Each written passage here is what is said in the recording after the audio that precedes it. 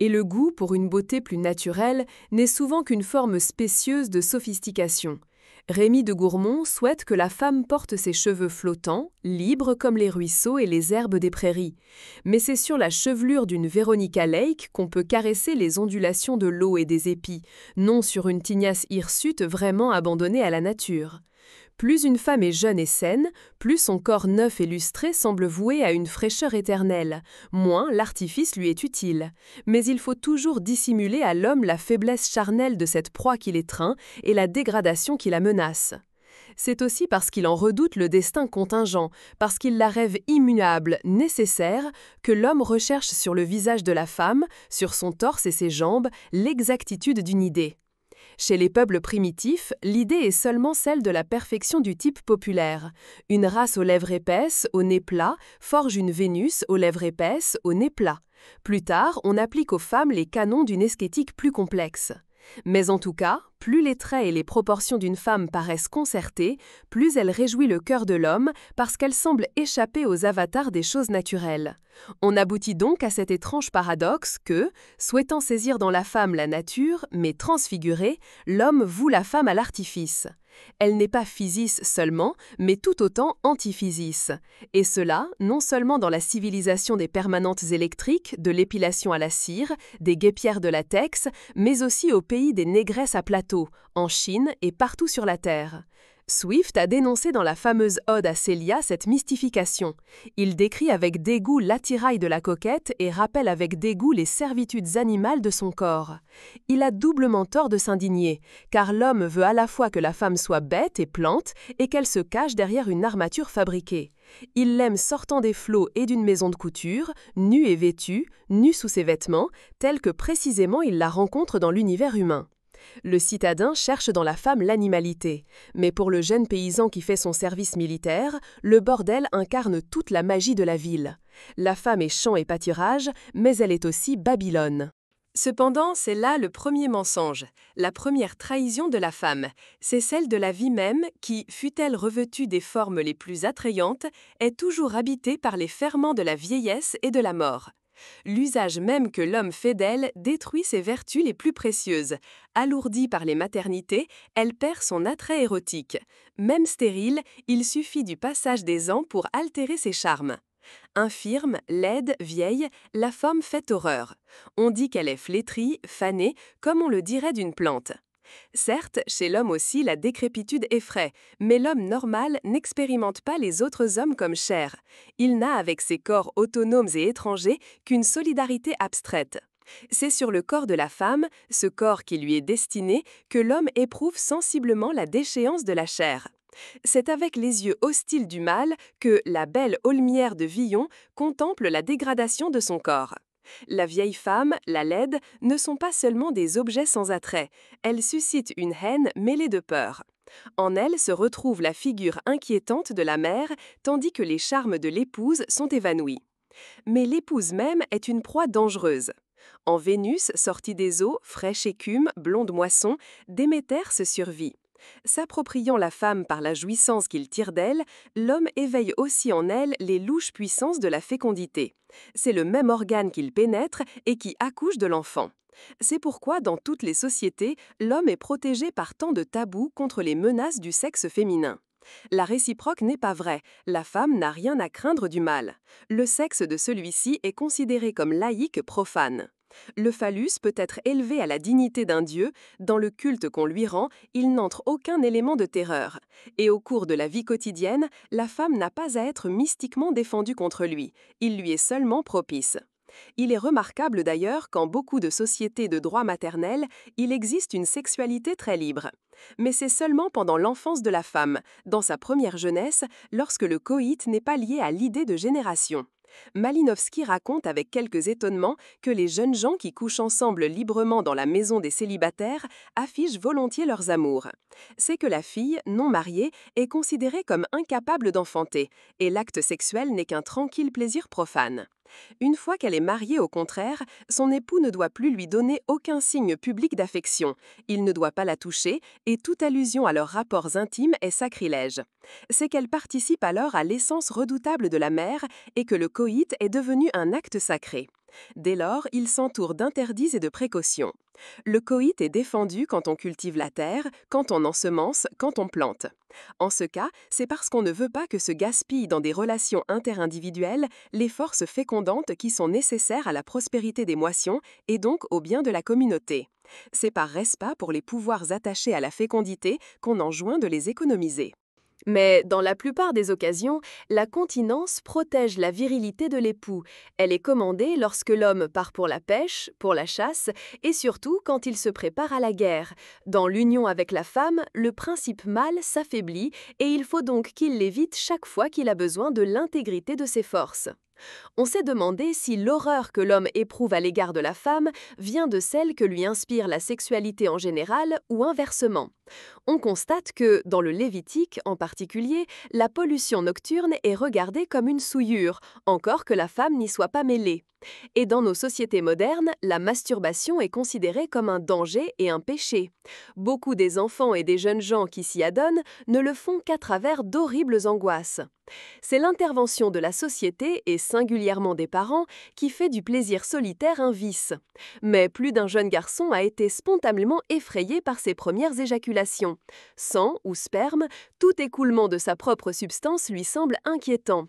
C'est sa vie, son mana qui lui échappe.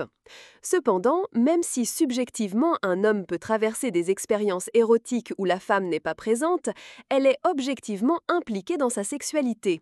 Comme le disait Platon dans le mythe des androgynes, l'organisme du mâle suppose celui de la femme. C'est la femme qu'il découvre en découvrant son propre sexe, même si elle ne lui est donnée ni en chair et en os, ni en image. Et inversement, c'est en tant qu'elle incarne la sexualité que la femme est redoutable. On ne peut jamais séparer l'aspect immanent et l'aspect transcendant de l'expérience vivante. Ce que je crains ou désire, c'est toujours un avatar de ma propre existence, mais rien ne m'arrive qu'à travers ce qui n'est pas moi. Le non-moi est impliqué dans les pollutions nocturnes, dans l'érection, sinon sous la figure précise de la femme, du moins en tant que nature et vie. L'individu se sent possédé par une magie étrangère. Aussi bien l'ambivalence des sentiments qu'il porte à la femme se retrouve dans son attitude envers son propre sexe. Il en est fier, il en rit, il en a honte. Le petit garçon compare avec défi son pénis à celui de ses camarades. Sa première érection l'orgueillit et l'effraie à la fois. L'homme fait regarder son sexe comme un symbole de transcendance et de puissance. Il en tire vanité comme d'un muscle strié et en même temps comme d'une grâce magique.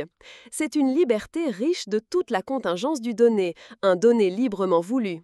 C'est sous cet aspect contradictoire qu'il s'en enchante, mais il en soupçonne le leur. Cet organe par lequel il prétend s'affirmer ne lui obéit pas.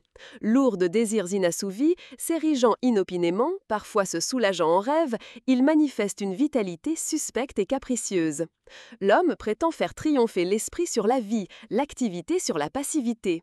Sa conscience tient la nature à distance, sa volonté la modèle, mais sous la figure du sexe, il retrouve en lui la vie, la nature et la passivité.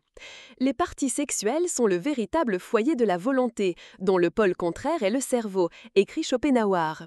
Ce qu'il appelle volonté, c'est l'attachement à la vie, qui est souffrance et mort, tandis que le cerveau, c'est la pensée qui se détache de la vie en se la représentant, la honte sexuelle. C'est selon lui la honte que nous éprouvons devant notre stupide entêtement charnel. Même si l'on récuse le pessimisme propre à ces théories, il a raison de voir dans l'opposition sexe-cerveau l'expression de la dualité de l'homme. En tant que sujet, il pose le monde et, restant hors de l'univers qu'il pose, il s'en fait le souverain. S'il se saisit comme chair, comme sexe, il n'est plus conscience autonome, liberté transparente. Il est engagé dans le monde, un objet limité et périssable. Et sans doute l'acte générateur dépasse les frontières du corps, mais dans le même instant il les constitue. Le pénis, père des générations, est symétrique de la matrice maternelle. Sorti d'un germe engraissé dans le ventre de la femme, l'homme est lui-même porteur de germes, et, par cette semence qui donne la vie, c'est aussi sa propre vie qui se renie. La naissance des enfants, c'est la mort des parents, dit Hegel. L'éjaculation est promesse de mort, elle affirme l'espèce contre l'individu. L'existence du sexe et son activité nient la singularité orgueilleuse du sujet. C'est cette contestation de l'esprit par la vie qui fait du sexe un objet de scandale. L'homme exalte le phallus dans la mesure où il le saisit comme transcendance et activité, comme mode d'appropriation de l'autre, mais il en a honte quand il n'y voit qu'une chair passive à travers laquelle il est le joie des forces obscures de la vie. Cette honte se camoufle volontiers en ironie. Le sexe d'autrui suscite facilement le rire. Du fait qu'elle imite un mouvement concerté et qu'elle est cependant subie, l'érection paraît souvent ridicule, et la simple présence des organes génitaux, dès qu'elle est évoquée, suscite la gaieté. Malinowski raconte qu'il suffisait aux sauvages parmi lesquels il vivait de prononcer le nom de ces parties honteuses pour faire naître des rires inextinguibles. Beaucoup de plaisanteries dites gauloises ou grasses ne vont guère plus loin que ces rudimentaires jeux de mots. Chez certains primitifs, les femmes ont le droit, pendant les jours consacrés au sarclage des jardins, de violer brutalement tout étranger qui s'aventure dans le village. L'attaquant tout ensemble, souvent elles le laissent à demi-mort. Les hommes de la tribu rient de cet exploit. Par ce viol, la victime a été constituée comme chair passive et dépendante. C'est lui qui a été possédé par les femmes et à travers elles par leur mari, tandis que dans le coït normal, l'homme veut s'affirmer comme possesseur. Mais c'est alors qu'il va expérimenter avec la plus grande évidence l'ambiguïté de sa condition charnelle.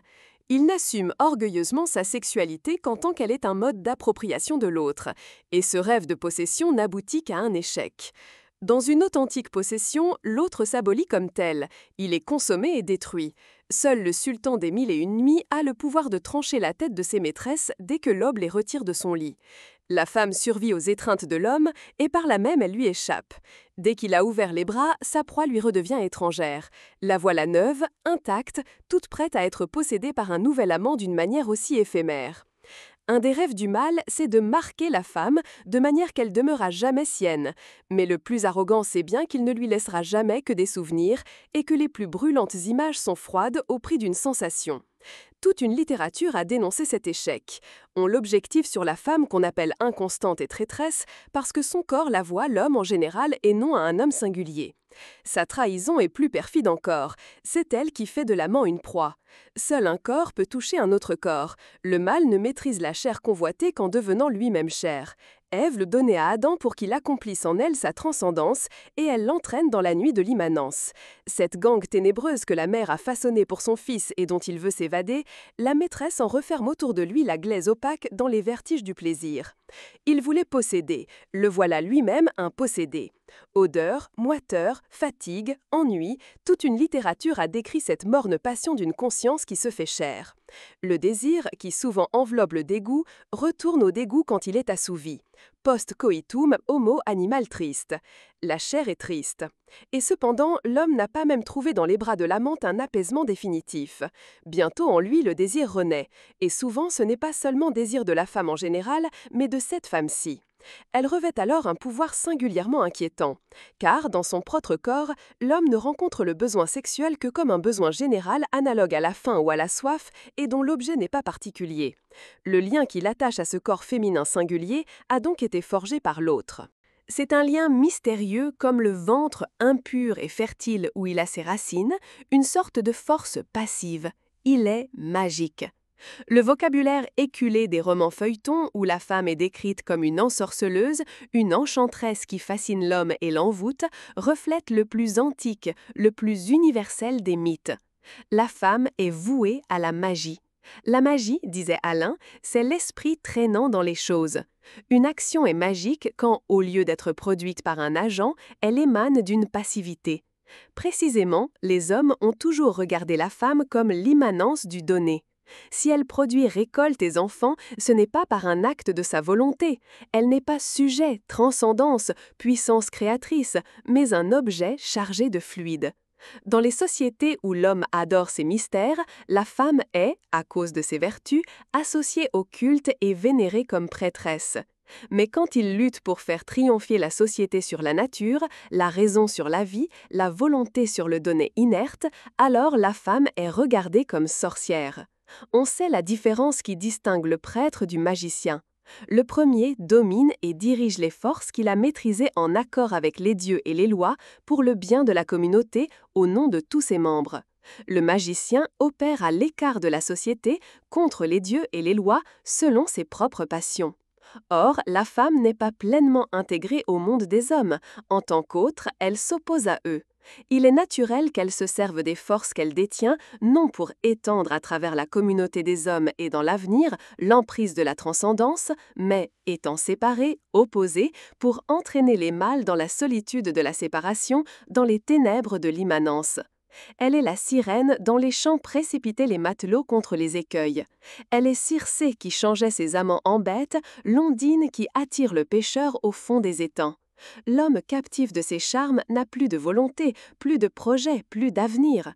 Il n'est plus citoyen, mais une chair esclave de ses désirs. Il est rayé de la communauté, enfermé dans l'instant, ballotté passivement de la torture au plaisir. La magicienne perverse dresse la passion contre le devoir, le moment présent contre l'unité du temps, elle retient le voyageur loin de ses foyers, elle verse l'oubli. En cherchant à s'approprier l'autre, il faut que l'homme demeure lui-même. Mais dans l'échec de la possession impossible, il essaie de devenir cet autre à qui il ne parvient pas à s'unir. Alors il s'aliène, il se perd, il boit le filtre qui le rend étranger à lui-même, il plonge au fond des eaux fuyantes et mortelles. La mère voue son fils à la mort en lui donnant la vie. L'amante entraîne l'amant à renoncer à la vie et à s'abandonner au suprême sommeil. Ce lien qui unit l'amour à la mort a été pathétiquement mis en lumière dans la légende de Tristan, mais il a une vérité plus originelle. Né de la chair, l'âme dans l'amour s'accomplit comme chair, et la chair est promise à la tombe. Par là, l'alliance de la femme et de la mort se confirme. La grande moissonneuse est la figure inversée de la fécondité qui fait croître les épis. Mais elle apparaît aussi comme l'affreuse épousée dont le squelette se révèle sous une tendre chair mensongère. Ainsi, ce que d'abord l'homme chérit et déteste dans la femme, tant amante que mère, c'est l'image figée de sa destinée animale. C'est la vie nécessaire à son existence, mais qui la condamne à la finitude et à la mort. Du jour où il naît, l'homme commence à mourir. C'est la vérité qu'incarne la mère. En procréant, il affirme l'espèce contre lui-même. C'est ce qu'il apprend dans les bras de l'épouse, dans le trouble et le plaisir, avant même d'avoir engendré, il oublie son moi singulier. Encore qu'il tente de les distinguer, il retrouve en l'une et l'autre une seule évidence, celle de sa condition charnelle. À la fois il souhaite l'accomplir, il vénère sa mère, il désire sa maîtresse. À la fois il se rebelle contre elle, dans le dégoût, dans la crainte. Un texte significatif où nous allons trouver une synthèse de presque tous ces mythes, c'est celui où Jean-Richard Bloch, dans La Nuit kurde, décrit les étreintes du jeune Saad avec une femme beaucoup plus âgée que lui, mais encore belle, au cours du sac d'une ville. La nuit abolissait les contours des choses et des sensations. Il ne serra plus une femme contre lui. Il touchait enfin au but d'un voyage interminable, poursuivi depuis les origines du monde. Il s'anéantit peu à peu dans une immensité qui se berçait autour de lui sans fin ni figure. Toutes les femmes se confondirent en un pays géant, replié sur lui-même, morne comme le désir, brûlant comme l'été. Lui, cependant, reconnaissait avec une admiration craintive la puissance enclose dans la femme, les longues cuisses tendues de satin, les genoux semblables à deux collines d'ivoire. Quand il remontait l'axe poli du dos, des reins jusqu'aux épaules, il lui semblait parcourir la voûte même qui soutient le monde. Mais le ventre le rappelait sans relâche, océan élastique et tendre où toute vie naît et retourne, asile entre les asiles avec ses marées, ses horizons, ses surfaces illimitées. Alors une rage le saisit de percer cette enveloppe délicieuse et de rejoindre enfin la source même de ses beautés. Une commotion simultanée les enroula l'un à l'autre. La femme n'exista plus que pour se fendre comme le sol, lui ouvrir ses viscères, se gorger des humeurs de l'aimer. Le ravissement se fit meurtre, ils s'unirent comme en poignarde. Lui, l'homme isolé, le divisé, le séparé, le retranché, il allait jaillir de sa propre substance, s'évader de sa prison de chair et rouler enfin, matière et âme, dans la matière universelle. À lui était réservé le bonheur suprême, jamais éprouvé jusqu'à ce jour, d'outrepasser les bornes de la créature, de fondre dans la même exaltation le sujet et l'objet, la question et la réponse, d'annexer à l'être tout ce qui n'est pas l'être et d'atteindre par une convulsion dernière l'empire de l'inatteignable. Chaque va-et-vient de l'archet éveillait dans l'instrument précieux qu'il tenait à sa merci des vibrations de plus en plus aiguës. Soudain, un dernier spasme détacha Saad du zénith et le rejeta vers la terre et la fange. Le désir de la femme n'étant pas assouvi, elle emprisonne entre ses jambes son amant qui sent, malgré soi, renaître son désir. Elle lui apparaît alors comme une puissance ennemie qui lui arrache sa virilité et tout en la possédant de nouveau, il la mord à la gorge si profondément qu'il la tue. Ainsi se boucle le cycle qui va de la mère à l'amante à la mort à travers des méandres compliqués. Beaucoup d'attitudes sont ici possibles à l'homme, selon qu'il met l'accent sur tel ou tel aspect du drame charnel. Si un homme n'a pas l'idée que la vie est unique, s'il n'a pas le souci de sa destinée singulière, s'il ne redoute pas la mort, il acceptera joyeusement son animalité. Chez les musulmans, la femme est réduite à un état d'abjection à cause de la structure féodale de la société qui ne permet pas le recours à l'État contre la famille, à cause de la religion qui, exprimant l'idéal guerrier de cette civilisation, a voué directement l'homme à la mort et a dépouillé la femme de sa magie. Que craindrait sur terre celui qui est prêt à se plonger d'une seconde à l'autre dans les voluptueuses orgies du paradis mahométan ? L'homme peut donc tranquillement jouir de la femme sans avoir à se défendre contre soi-même, ni contre elle. Les contes des 1001 nuits la regardent comme une source donctueuse délices au même titre que les fruits, les confitures, les gâteaux opulents, les huiles parfumées. On retrouve aujourd'hui cette bienveillance sensuelle chez beaucoup de peuples méditerranéens. Comblé par l'instant, ne prétendant pas à l'immortalité, l'homme du Midi, qui, à travers l'éclat du ciel et de la mer, saisit la nature sous son aspect faste, aimera les femmes avec gourmandise. Par tradition, il les méprise assez pour ne pas les saisir comme des personnes. Il ne fait pas grande différence entre l'agrément de leur corps et celui du sable et de l'eau. Ni en elles, ni en lui-même, il n'éprouve l'horreur de la chair. C'est avec un tranquille éblouissement que dans Conversations en Sicile, Vittorini dit avoir découvert à l'âge de 7 ans le corps nu de la femme. La pensée rationaliste de la Grèce et de Rome confirme cette attitude spontanée. La philosophie optimiste des Grecs a dépassé le manichéisme pythagoricien. L'inférieur est subordonné au supérieur et comme tel lui est utile. Ces idéologies harmonieuses ne manifestent à l'égard de la chair aucune hostilité. Tourné vers le ciel des idées ou vers la cité ou l'État, l'individu se pensant comme nous ou comme citoyen croit avoir surmonté sa condition animale. Qu'il s'abandonne à la volupté ou qu'il pratique l'ascétisme, la femme solidement intégrée à la société mâle n'a qu'une importance secondaire. Certes, le rationalisme n'a jamais entièrement triomphé et l'expérience érotique garde dans ces civilisations son caractère ambivalent. Rites, mythologie, littérature en font foi. Mais les attraits et les dangers de la féminité ne s'y manifestent que sous une forme atténuée. C'est le christianisme qui revêt à nouveau la femme d'un prestige effrayant. La peur de l'autre sexe est une des formes que prend pour l'homme le déchirement de la conscience malheureuse. Le chrétien est séparé de soi-même. La division du corps et de l'âme, de la vie et de l'esprit se consomme. Le péché originel fait du corps l'ennemi de l'âme. Toutes les attaches charnelles apparaissent comme mauvaises. C'est en tant que racheté par le Christ et tourné vers le royaume céleste que l'âme peut être sauvée. Mais originellement, il n'est que pourriture. Sa naissance le voue non seulement à la mort, mais à la damnation. C'est par une grâce divine que le ciel pourra lui être ouvert, mais dans tous les avatars de son existence naturelle, il y a une malédiction. Le mal est une réalité absolue, et la chair est péché. Et, bien entendu, puisque jamais la femme ne cesse d'être l'autre, on ne considère pas que réciproquement, mâle et femelle sont chair. La chair qui est pour le chrétien l'autre ennemi ne se distingue pas de la femme. C'est en elle que s'incarnent les tentations de la terre, du sexe, du démon. Tous les pères de l'Église insistent sur le fait qu'elle a conduit Adam au péché. Il faut citer, de nouveau, le mot de Tertullien. « Femme, tu es la porte du diable. Tu as persuadé celui que le diable n'osait attaquer en face. C'est à cause de toi que le Fils de Dieu a dû mourir. Tu devrais toujours t'en aller vêtu de deuil et de haillons. » Toute la littérature chrétienne s'efforce d'exaspérer le dégoût que l'homme peut éprouver pour la femme. Tertullien la définit « templum edificatum super cloacam ». Saint Augustin souligne avec horreur la promiscuité des organes sexuels et excrétoires. Inter foeces et urinam nascimur. La répugnance du christianisme pour le corps féminin est telle qu'il consent à vouer son Dieu à une mort ignominieuse, mais qu'il lui épargne la souillure de la naissance. Le concile d'Éphèse dans l'Église orientale, celui de Latran en Occident, affirme l'enfantement virginal du Christ.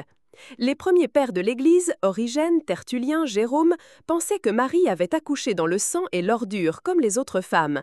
Mais c'est l'opinion de saint Ambroise et de saint Augustin qui prévaut. Le sein de la Vierge est demeuré fermé. Depuis le Moyen Âge, le fait d'avoir un corps a été considéré chez la femme comme une ignominie. La science même a été longtemps paralysée par ce dégoût. Linné, dans son traité de la nature, laisse de côté comme abominable l'étude des organes génitaux de la femme. Le médecin français des Lawrence se demande avec scandale comment cet animal divin, plein de raison et de jugement, qu'on appelle l'homme, peut être attiré par ces parties obscènes de la femme, souillées d'humeur et placées honteusement à la partie la plus basse du tronc. Aujourd'hui, beaucoup d'autres influences interfèrent avec celles de la pensée chrétienne, et celle-ci même a plus d'un aspect. Mais, dans le monde puritain, entre autres, la haine de la chair se perpétue. Elle s'exprime par exemple dans Light in August. Les premières initiations sexuelles du héros provoquent en lui de terribles traumatismes. Il est fréquent dans toute littérature de montrer un jeune homme bouleversé jusqu'au vomissement après le premier coït. Et si, en vérité, une telle réaction est très rare, ce n'est pas un hasard si elle est si souvent décrite. En particulier dans les pays anglo-saxons pénétrés de puritanisme, la femme suscite chez la plupart des adolescents et chez beaucoup d'hommes une terreur plus ou moins avouée. Elle existe assez fortement en France. Michel Leiris écrit dans L'Âge d'homme « J'ai couramment tendance à regarder l'organe féminin comme une chose sale ou comme une blessure, pas moins attirante pour cela, mais dangereuse en elle-même, comme tout ce qui est sanglant, muqueux, contaminé. » L'idée de maladie vénérienne traduit ces épouvantes. Ce n'est pas parce qu'elles donnent des maladies que la femme effraie. Ce sont les maladies qui paraissent abominables parce qu'elles viennent de la femme. On m'a cité des jeunes gens qui s'imaginaient que des rapports sexuels trop fréquents suffisent à donner la blénorragie. On croit aussi volontiers que par le coït, l'homme perd sa vigueur musculaire, sa lucidité cérébrale, son phosphore se consume, sa sensibilité s'épaissit. Il est vrai que l'onanisme fait courir les mêmes dangers, et même, pour des raisons morales, la société le considère comme plus nocif que la fonction sexuelle normale. Le légitime mariage et la volonté de procréation défendent contre les maléfices de l'érotisme. Mais j'ai dit déjà qu'en tout acte sexuel, l'autre est impliqué, et son visage le plus habituel est celui de la femme. C'est en face d'elle que l'homme éprouve avec le plus d'évidence la passivité de sa propre chair. La femme est vampire, gouge, mangeuse, buveuse, son sexe se nourrit gloutonnement du sexe mâle. Certains psychanalystes ont voulu donner des bases scientifiques à ces imaginations. Tout le plaisir que la femme tire du coït viendrait de ce qu'elle châtre symboliquement le mâle et s'approprie son sexe. Mais il semble que ces théories elles-mêmes demandent à être psychanalysées et que les médecins qui les inventèrent y aient projeté des terreurs ancestrales. La source de ces terreurs, c'est que dans l'autre, par-delà toute annexion, l'altérité demeure. Dans les sociétés patriarcales, la femme a conservé beaucoup des vertus inquiétantes qu'elle détenait dans les sociétés primitives. C'est pourquoi on ne l'abandonne jamais à la nature, on l'entoure de tabous, on la purifie par des rites, on la place sous le contrôle des prêtres. On enseigne à l'homme à ne jamais l'aborder dans sa nudité originelle, mais à travers les cérémonies, les sacrements qui l'arrachent à la terre, à la chair et la métamorphosent en une créature humaine. Alors, la magie qu'elle détient est canalisée comme la foudre depuis l'invention du paratonnerre et des centrales électriques. Il devient même possible de l'utiliser dans l'intérêt de la collectivité. On voit ici une autre phase de ce mouvement oscillatoire qui définit le rapport de l'homme à sa femelle. Il l'aime en tant qu'elle est sienne, il la redoute en tant qu'elle demeure autre. Mais c'est en tant qu'autre redoutable qu'il cherche à la faire plus profondément sienne. C'est là ce qui va m'amener à l'élever à la dignité d'une personne et à la reconnaître pour son semblable. La magie féminine a été profondément domestiquée dans la famille patriarcale. La femme permet à la société d'intégrer en elle les forces cosmiques. Dans son ouvrage Mitra Varuna, Dumézil signale qu'aux Indes comme à Rome, il y a deux manières pour le pouvoir viril de s'affirmer. En Varuna et Romulus, dans les Gandharvas et les Luperques, il est agression, rapt, désordre, hybris. Alors la femme apparaît comme un être qu'il faut ravir, violenter. Les Sabines ravies se montrent stériles, on les fouette avec des lanières en peau de bouc, compensant par la violence un excès de violence. Mais Mitra, Numa, les brahmanes et les flamines assurent au contraire l'ordre et l'équilibre raisonnable de la cité. Alors la femme est liée au mari par un mariage au rite compliqué et, collaborant avec lui, elle lui assure la domination de toutes les forces femelles de la nature. À Rome, si la flamina meurt, le flamen dialis se démet de ses fonctions. C'est ainsi qu'en Égypte, Isis, ayant perdu sa puissance suprême de déesse mère, demeure cependant généreuse, souriante, bienveillante et sage, la magnifique épouse d'Osiris. Mais quand la femme apparaît ainsi l'associée de l'homme, son complément, sa moitié, elle est nécessairement douée d'une conscience, d'une âme. Il ne saurait si intimement dépendre d'un être qui ne participerait pas à l'essence humaine. On a vu déjà que les lois de Manu promettaient à l'épouse légitime le même paradis qu'à son époux. Plus le mâle s'individualise et revendique son individualité, plus aussi il reconnaîtra en sa compagne un individu et une liberté. L'oriental, insouciant de son propre destin, se contente d'une femelle qui est pour lui un objet de jouissance. Mais le rêve de l'occidental, quand il s'est élevé à la conscience de la singularité de son être, c'est d'être reconnu par une liberté étrangère et docile. Le grec ne trouve pas dans la prisonnière du gynécée le semblable qu'il réclame. Aussi porte-t-il son amour à des compagnons mâles dont la chair est habitée comme la sienne par une conscience et une liberté. Ou bien il le dédie aux éthers dont l'indépendance, la culture et l'esprit font presque des égales. Mais quand les circonstances le permettent, c'est l'épouse qui peut le mieux satisfaire aux exigences de l'homme. Le citoyen romain voit dans la matrone une personne. En Cornélie, en Aria, il possède son double. C'est paradoxalement le christianisme qui va proclamer, sur un certain plan, l'égalité de l'homme et de la femme. Il déteste en elle la chair. Si elle se renie comme chair, elle est, au même titre que le mâle, créature de Dieu rachetée par le Rédempteur. La voilà rangée aux côtés des mâles parmi les âmes promises aux joies célestes. Hommes et femmes sont les serviteurs de Dieu presque aussi asexués que les anges et qui, ensemble, avec l'aide de la grâce, repoussent les tentations de la terre. Si elle accepte de renier son animalité, la femme, du fait même qu'elle incarnait le péché, sera aussi la plus radieuse incarnation du triomphe des élus qui ont vaincu le péché. Bien entendu, le Sauveur divin qui opère la rédemption des hommes est mâle, mais il faut que l'humanité coopère à son propre salut et c'est sous sa figure la plus humiliée, la plus perverse, qu'elle sera appelée à manifester sa bonne volonté soumise.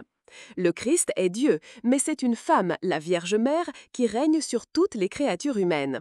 Cependant, seules les sectes qui se développent en marge de la société ressuscitent dans la femme les anciens privilèges des grandes déesses. L'Église exprime et sert une civilisation patriarcale où je conviens que la femme demeure annexée à l'homme. C'est en se faisant sa servante docile qu'elle sera aussi une sainte bénie.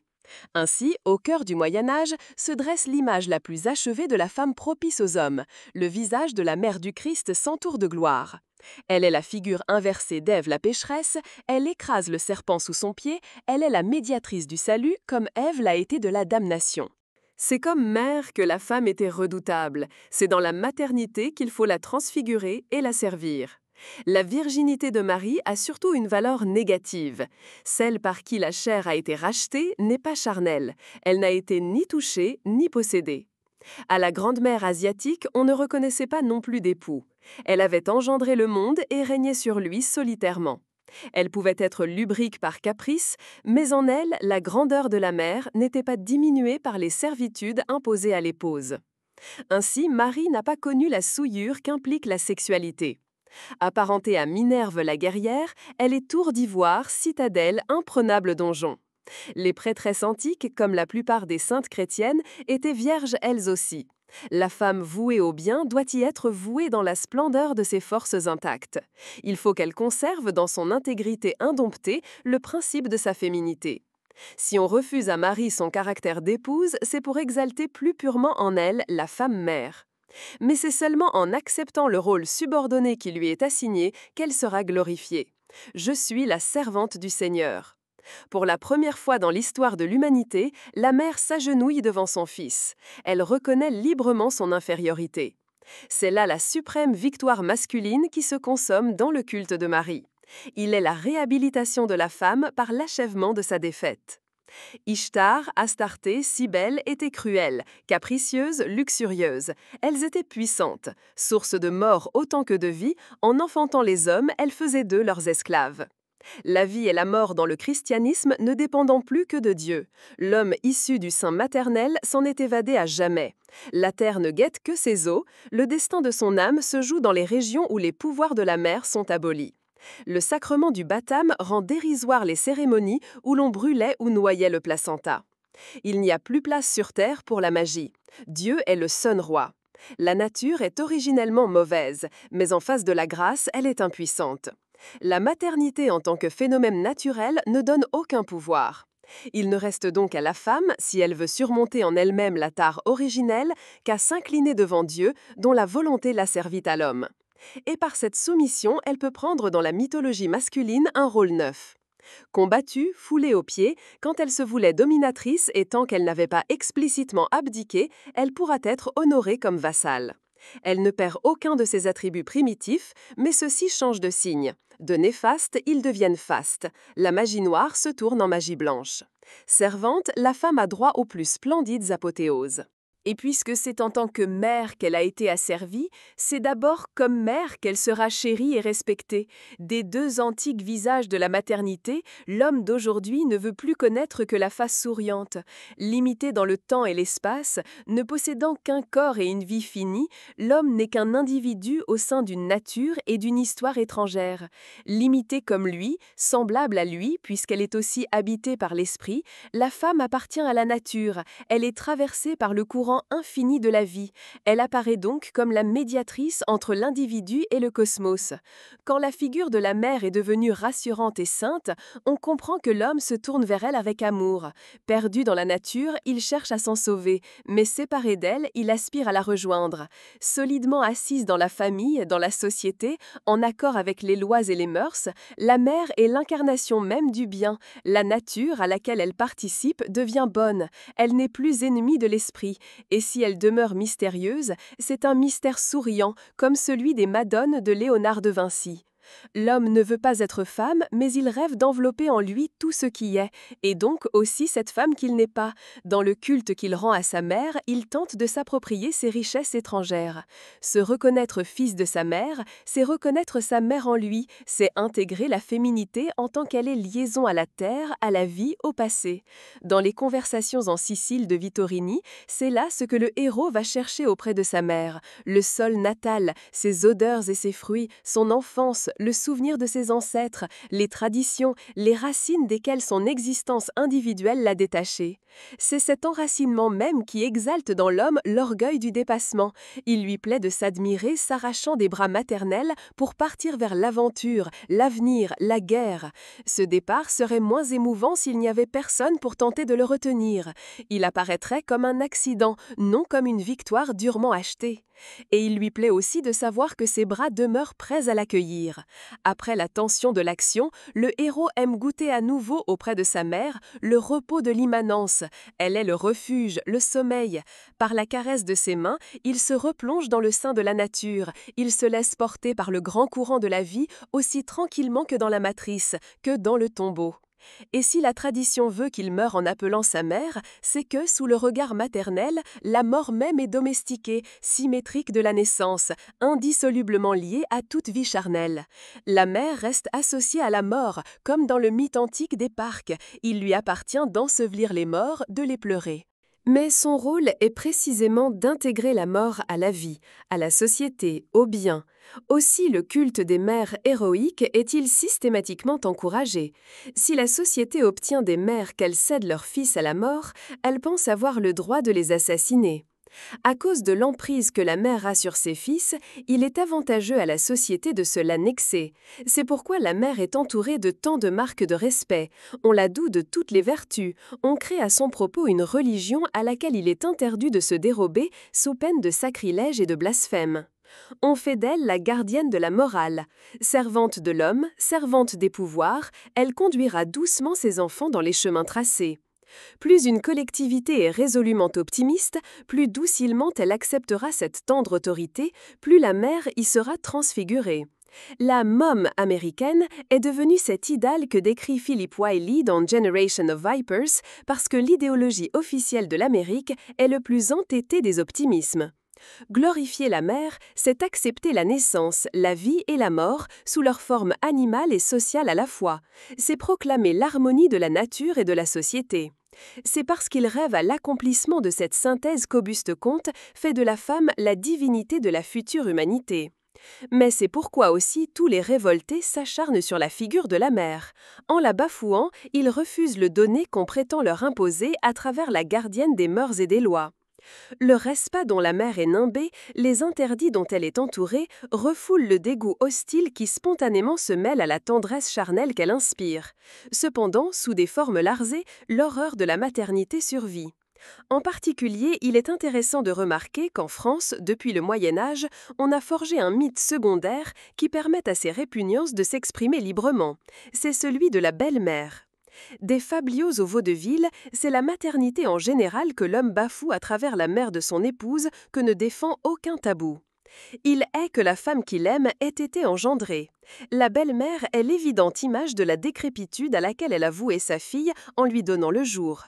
Son obésité, ses rides, annoncent l'obésité, les rides promises à la jeune mariée dont l'avenir est ainsi strictement préfiguré.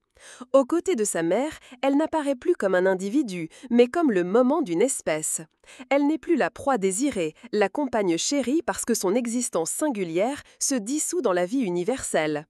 Sa particularité est dérisoirement contestée, l'autonomie de l'esprit par son enracinement dans le passé et dans la chair. C'est cette dérision que l'homme objective en tant personnage grotesque. Mais s'il y a tant de rancune dans son rire, c'est qu'il sait bien que le sort de sa femme est celui de tout être humain. C'est le sien. Dans tous les pays, légendes et contes ont aussi incarné dans l'épouse du second lit l'aspect cruel de la maternité. C'est une marâtre qui cherche à faire périr Blanche-Neige. Dans La méchante belle-mère, Madame Ficini fouettant Sophie à travers les livres de Madame de Ségur, l'antique Cali au collier de tête coupée se survit. Cependant, derrière la mère sanctifiée se presse la cohorte des magiciennes blanches qui mettent au service de l'homme les sucs des herbes et les radiations astrales. Grand-mère, vieille femme aux yeux pleins de bonté, servante au grand cœur, sœur de charité, infirmière aux mains merveilleuses, amante telle que Verlaine Marève, douce, pensive et brune et jamais étonnée, et qui parfois vous baise au front comme un enfant. On leur prête le clair mystère des cèpes noueux, de l'eau fraîche, elles pensent et guérissent. Leur sagesse est la sagesse silencieuse de la vie, elles comprennent sans mots. Près d'elle, l'homme oublie tout orgueil. Il connaît la douceur de s'abandonner et de redevenir un enfant, car il n'y a de lui à elle aucune lutte de prestige.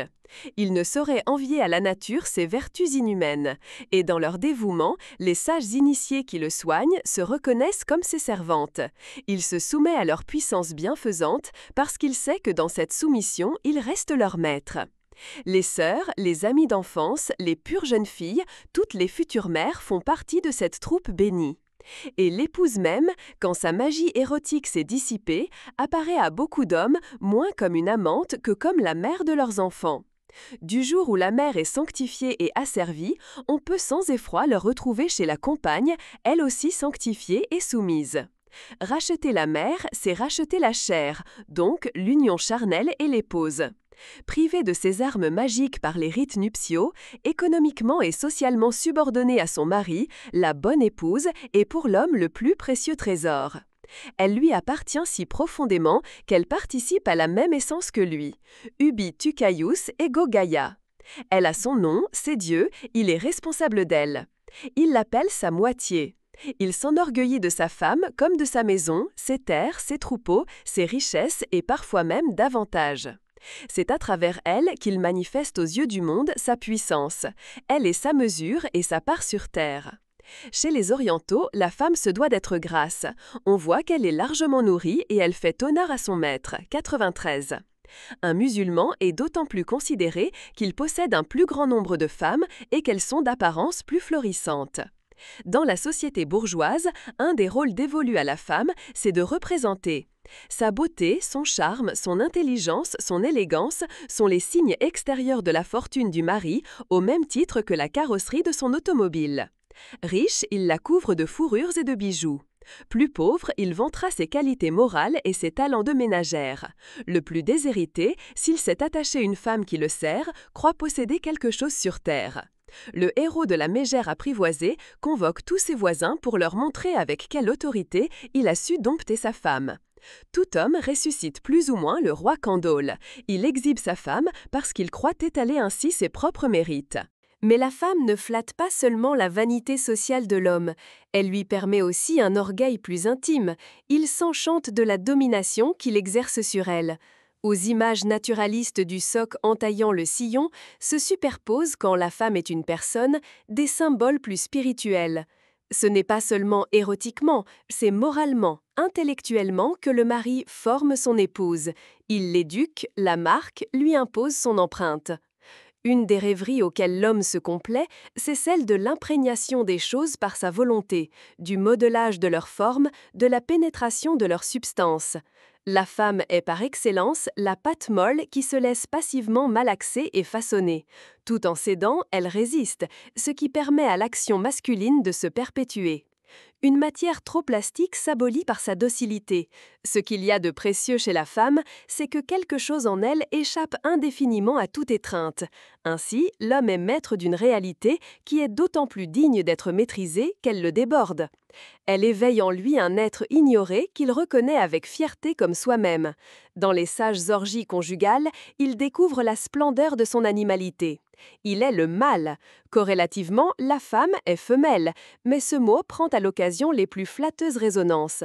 La femelle qui couve, allaite, lèche ses petits, les défend, les sauve au péril de sa vie, est un exemple pour l'humanité.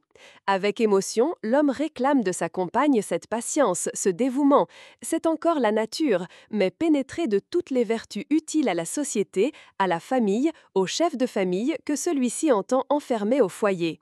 Un des désirs communs à l'enfant et à l'homme, c'est de dévoyer le secret caché à l'intérieur des choses. De ce point de vue, la matière est décevante. Une poupée éventrée, voilà son ventre dehors. Elle n'a plus d'intériorité. L'intimité vivante est plus impénétrable. Le ventre féminin est le symbole de l'immanence, de la profondeur. Il livre en partie ses secrets, entre autres quand le plaisir s'inscrit sur le visage féminin. Mais aussi, il y retient. L'homme capte à domicile les obscures palpitations de la vie sans que la possession en détruise le mystère. Dans le monde humain, la femme transpose les fonctions de la femelle animale. Elle entretient la vie, elle règne sur les régions de l'immanence. La chaleur et l'intimité de la matrice, elle les transporte dans le foyer. C'est elle qui garde et anime la demeure où s'est déposé le passé, où se préfigure l'avenir. Elle engendre la génération future et elle nourrit les enfants déjà nés. Grâce à elle, l'existence que l'homme dépense à travers le monde dans le travail et l'action se rassemble en se replongeant dans son immanence. Quand le soir il rentre dans sa maison, le voilà ancré sur la terre. Par la femme, la continuité des jours est assurée. Quels que soient les hasards qu'il affronte dans le monde extérieur, elle garantit la répétition des repas, du sommeil, elle répare tout ce que l'activité détruit ou use. Elle prépare les aliments du travailleur fatigué, elle le soigne s'il est malade, elle raccommode, lave. Et dans l'univers conjugal qu'elle constitue et perpétue, elle introduit tout le vaste monde. Elle allume les feux, fleurit la maison, apprivoise les effluves du soleil, de l'eau, de la terre. Un écrivain bourgeois cité par Bebel résume ainsi avec sérieux cet idéal. L'homme veut quelqu'un dont non seulement le cœur batte pour lui, mais dont la main lui éponge le front, qui fasse rayonner la paix, l'ordre, la tranquillité, une silencieuse autorité sur lui-même et sur les choses qu'il retrouve chaque jour en rentrant à la maison. Il veut quelqu'un qui répande sur toute chose cet inexprimable parfum de femme, qui est la chaleur vivifiante de la vie du foyer. On voit combien, depuis l'apparition du christianisme, la figure de la femme s'est spiritualisée. La beauté, la chaleur, l'intimité que l'homme souhaite saisir à travers elle ne sont plus des qualités sensibles. Au lieu de résumer la savoureuse apparence des choses, elle devient leur âme. Plus profond que le mystère charnel, il y a en son cœur une secrète et pure présence dans laquelle se reflète la vérité du monde. Elle est l'âme de la maison, de la famille, du foyer. Elle est aussi celle des collectivités plus vastes, villes, provinces ou nations. Jung fait remarquer que les cités ont toujours été assimilées à la mer, du fait qu'elles contiennent les citoyens dans leur sein. C'est pourquoi Cybèle apparaissait couronnée de tours. Pour la même raison, on parle de la mère patrie. Mais ce n'est pas seulement le sol nourricier, c'est une réalité plus subtile qui trouve dans la femme son symbole. Dans l'Ancien Testament et dans l'Apocalypse, Jérusalem, Babylone ne sont pas seulement des mères, elles sont aussi des épouses. Il y a des villes vierges et des villes prostituées comme Babel et Tyr. On a aussi appelé la France la fille aînée de l'Église. La France et l'Italie sont des sœurs latines. La fonction de la femme n'est pas spécifiée, mais seulement sa féminité dans les statuts qui figurent la France, Rome, Germania et dans celles qui, place de la Concorde, évoquent Strasbourg et Lyon. Cette assimilation n'est pas seulement allégorique, elle est affectivement réalisée par quantité d'hommes, 94. Il est fréquent que le voyageur demande à la femme la clé des contrées qu'il visite. Quand il tient une Italienne, une Espagnole dans ses bras, il lui semble posséder l'essence savoureuse de l'Italie, de l'Espagne. Quand j'arrive dans une nouvelle ville, je commence toujours par aller au bordel, disait un journaliste. Si un chocolat à la cannelle peut découvrir à Gide toute l'Espagne, à plus forte raison, les baisers d'une bouche exotique livreront à l'amant un pays avec sa flore, sa faune, ses traditions, sa culture. La femme n'en résume pas les institutions politiques ni les richesses économiques, mais elle en incarne à la fois la pulpe charnelle et le mana mystique. De Grazella de Lamartine, aux romans de Loti et aux nouvelles de Morand, c'est à travers les femmes qu'on voit l'étranger tenter de s'approprier l'âme d'une région. Mignon, Sylvie, Mireille, Colomba, Carmen dévoilent la plus intime vérité de l'Italie, du Valais, de la Provence, de la Corse, de l'Andalousie. Que Goethe se soit fait aimer de l'Alsacienne Frédéric est apparu aux Allemands comme un symbole de l'annexion de l'Allemagne. Réciproquement, quand Colette Baudoche refuse d'épouser un Allemand, c'est aux yeux de Barès l'Alsace qui se refuse à l'Allemagne. Il symbolise Aigues-Mortes et toute une civilisation raffinée et frileuse dans la petite personne de Bérénice. Elle représente aussi la sensibilité de l'écrivain lui-même. Car dans celle qui est l'âme de la nature, des villes, de l'univers, l'homme reconnaît aussi son double mystérieux. L'âme de l'homme, c'est Psyché, une femme. Psyché a des traits féminins dans Ulalume d'Edgar Poe. Ici, une fois, à travers une allée titanique de cyprès, j'errais avec mon âme, une allée de cyprès avec Psyché mon âme. Ainsi je pacifiais Psyché et la baisais, et je dis « Qui a-t-il écrit, douce sœur, sur la porte ?» Et Mallarmé dialoguant au théâtre avec une âme ou bien notre idée, à savoir la divinité présente à l'esprit de l'homme, l'appelle une si exquise dame anormale, sic. Harmonieuse, moi différente d'un songe, femme flexible et ferme, au silence suivi, d'actes purs, mystérieuse moi, ainsi Valérie l'interpelle. Aux nymphes et aux fées, le monde chrétien a substitué des présences moins charnelles. Mais les foyers, les paysages, les cités et les individus eux-mêmes restent hantés par une impalpable féminité.